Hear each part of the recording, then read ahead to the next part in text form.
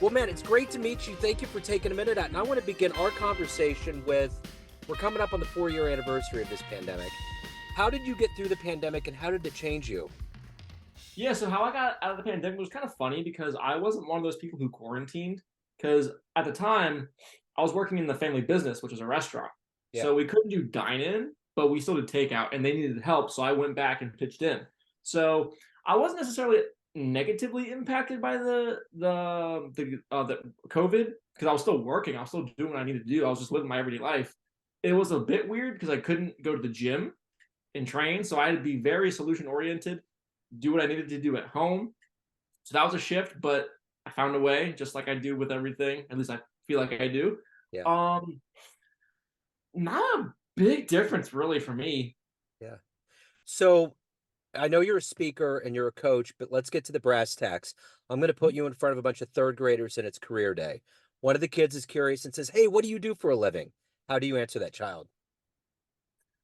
I tell the kid when you're not feeling so well and you feel maybe not popular, you might be feeling like you have a lot of self doubt. They probably don't even know what that is. But when you're not feeling so good, not so much in a sick way, like your tummy hurts, but when you don't feel good up here, I help you feel good. That's So, probably the simple answer I could put. and that would make sense, I think, to them. When you were in the third grade, what did you want to be? What was your dream? I wanted to be everything. I wanted to be a soccer player. I wanted to be a boxer. Those are probably the big two. Okay.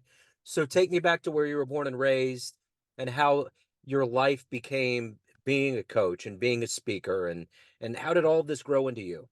Yeah, so I was born in Virginia.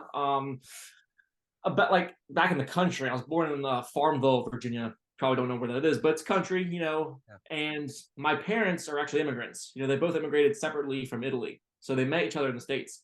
So I come from the American dream, right? My dad came to the States with nothing in his pocket, but he worked his way up. Eventually, built his own business, which was the restaurant. And then my mom worked in that restaurant as well. So I was grown and raised in entrepreneurship.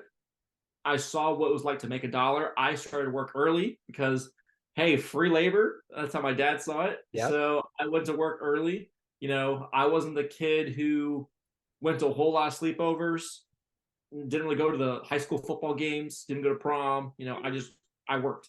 And that's how I've always been. And when I was a kid, I've always had these big dreams. I've always been the ambitious person. And when I was 12, the big dream was to be an actor. And that's still kind of a thing. It's just on the back burner.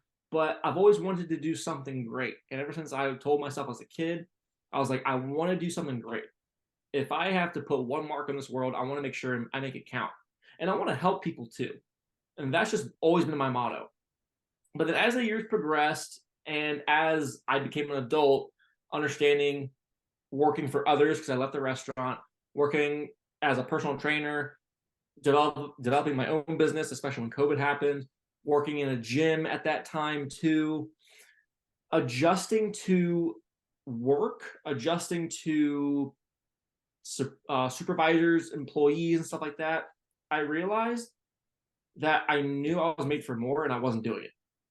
Yeah. And what happened in 2020 towards the end, and this had nothing to do with the pandemic.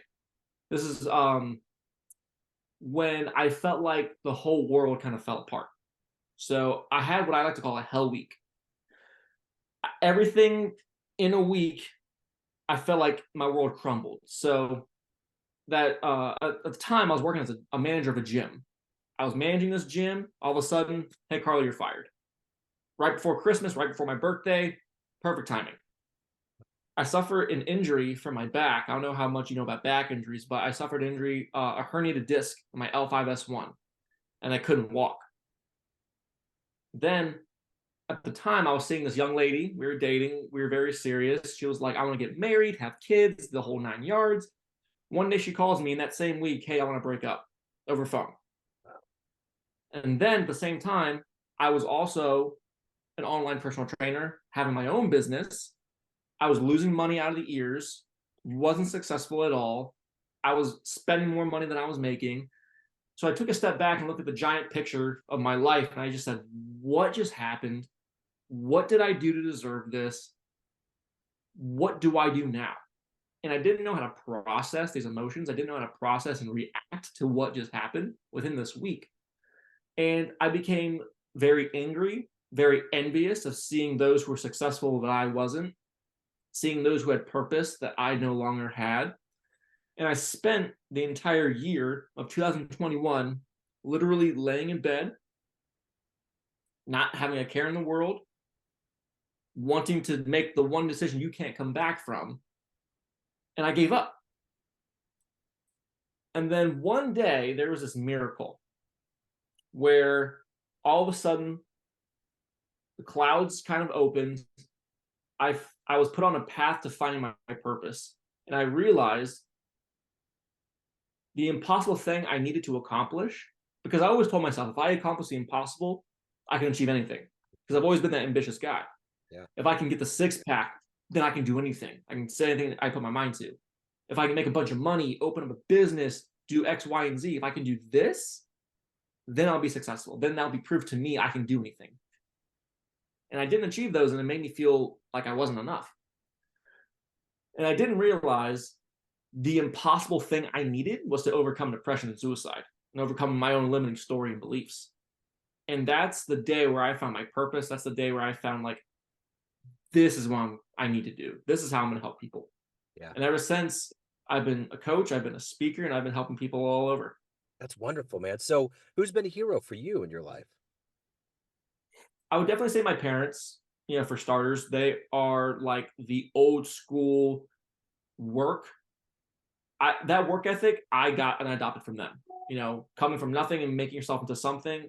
Doesn't matter where you're from, just matters what you do. My parents are big heroes. My brother, he is, I think, the guy, because he's 2.5 years older than me. So I always saw him as this guy that we're playing the same game. He's just a couple levels ahead of me. So I really get inspired from him. I try to research him, what he does. I ask questions. I'm very curious. So I would definitely say my mom, my dad, my brother. I mean, my sister too. Those are all heroes to me. So if you could meet one person alive on the planet right now that you find inspirational or fascinating, who would it be? Who would you love to meet and talk to? Tony Robbins. Yeah. Yeah. So what's the best advice you've ever gotten? I'll say what saved my life, and that is you can't solve your problem if you're in the exact same state that created it. So in order to get out of that state, you need to change. You need to change your physiology. You need to move. And a good example I like to describe about that, what makes sense, is if we're in school and I'm the teacher, I say, hey, Johnny, we have a math test today, but guess what? Here's a cheat sheet. Here's all the answers. On a normal day, you'll accept it all day long. But today, your classmate right beside you spilled hot coffee on you and you're pissed, you're burning, your shirt's dirty. You don't care what the teacher has to say to you. You're not in the state to accept it. And the best thing that I could say, the best piece of advice is if you want to change, you got to change your state. Yeah. So what is it every day now that you've rounded this corner and you found your purpose in life? What is it that gets you out of bed? What is it that gets you to not only help others, but for you to evolve as a person as well?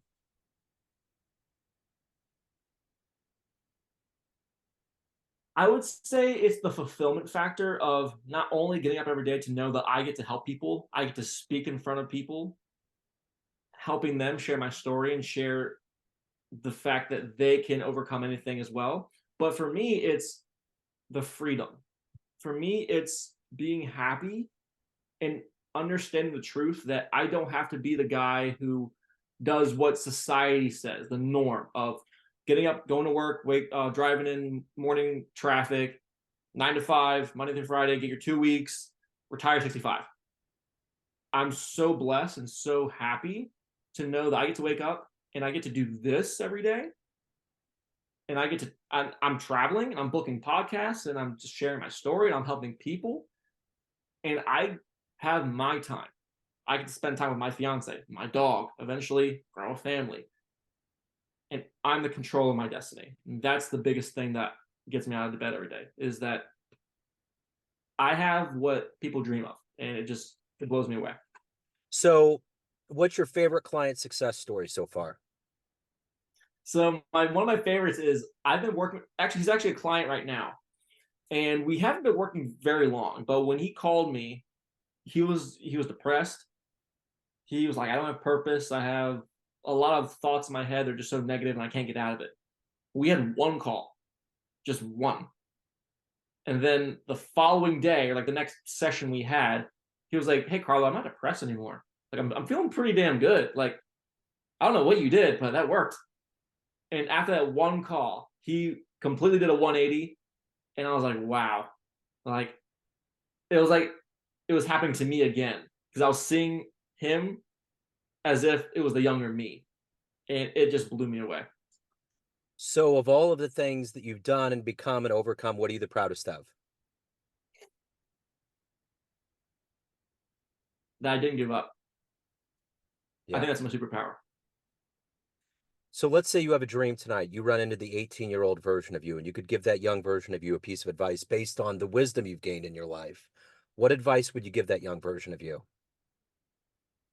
I would tell him that just because things may not seem glamorous right now, if you continue and stay persistent and never listen to anyone who says that you can't do it, just keep doing it.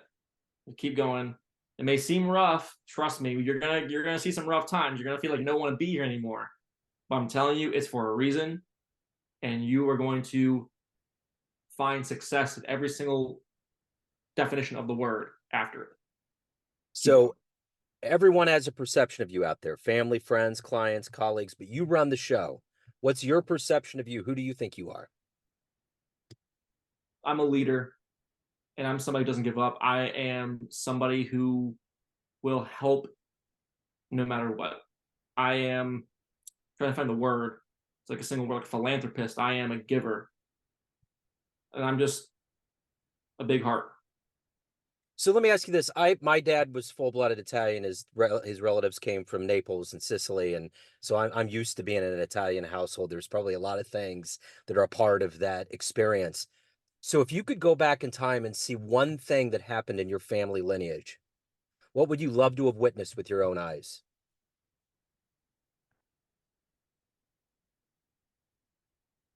It's kind of a shame because a lot of people they have stories of their grandparents, stuff like that, and my mom's side of the family they live in the States, right? And my grandparents on that side they passed away, but I don't really know a whole lot of either of my grandparents. Yeah. And it's one thing to know about your grandparents, but then it's another thing to say, oh, my great great granddad did this. But I feel like it's a pity that I don't even know much about my own grandparents. So what I would do is I didn't have much of a relationship. It was still very strong, by the way, but I didn't have much of a relationship with my dad's parents because they lived across the Atlantic. And my grandpa was a farmer, and he was known to like crossbreed fruit. So he would take like an orange stem and a lemon tree and kind of like intertwine, and he would make like this new fruit. So I would love to be like a fly on the tree, just see my grandpa work, and that's probably what I would do. That'd be cool, man. So if anyone wants to hire you, learn more about you, reach out, all the good business, where do they go? They go to my Instagram, Carlo Taormina _ life coach. They can send me a DM and say, hey, I love what you said. I think I need help. Right on.